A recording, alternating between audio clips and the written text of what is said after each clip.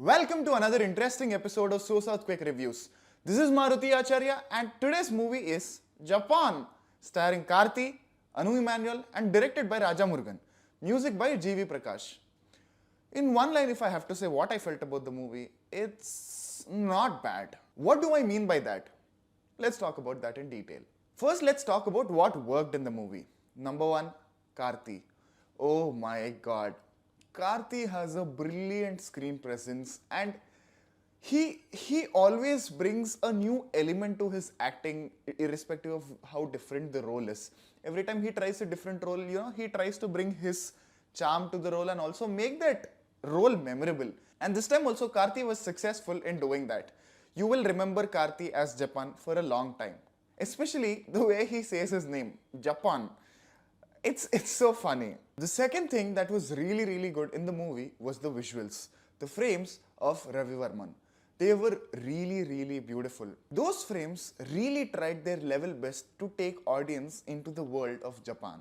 And complementary to that, the music, irrespective of the story having so many highs and lows in terms of genres and emotions, the music was on point. Whatever the scene is trying to communicate, the music did justice to the scene. So kudos to G.V. Prakash for the brilliant music. Music here, I mean background music. The songs, I think, are forgettable.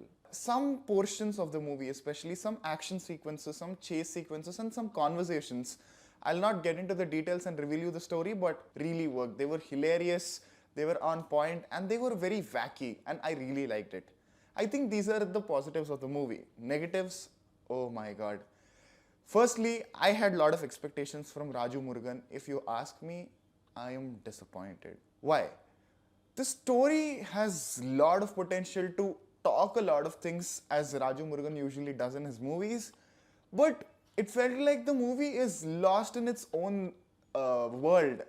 There are a lot of scenes which are trying to say something and which are portrayed in a different way. A lot of times you see comedy coming into the picture and then, kind of diluting. It works in some movies, but in this movie, clearly, they tried their level best to use comedy and also try to say something, but it didn't land well. And the second drawback of this movie is the screenplay. The screenplay was too slow, especially the first half was going really slow. I was thinking that they are using all this time for the world building, but that will lead you nowhere.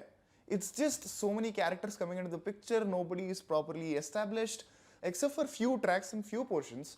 Most of the tracks were very flat for me.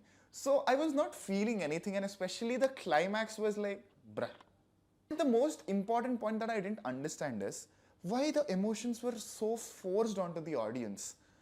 It's not that I only enjoy subtle, I'm an A-class audience who enjoys subtle emotions, the rest of the emotions I call it cringe. Like they've addressed this in the movie also. But the thing is they were so on the face that, after a point it feels like, yes, on whole, will I recommend this movie? Maybe I will recommend this movie. It's not bad. You can definitely give it a watch. It's a one-time watch. But if you have expectations on Raju Murugan watching his previous work or watching the trailer if you're expecting some wacky movie, I think you might be a little disappointed. But for Karthi, you can definitely watch this movie. The story in the movie is just like Emmanuel in the movie. So clueless. So that's the movie review of Japan. Watch the movie and let us know in the comments below what do you think about the movie. I'll be back with another interesting review. Until then, you know right? This is Maruti Acharya and you're watching India Today So South.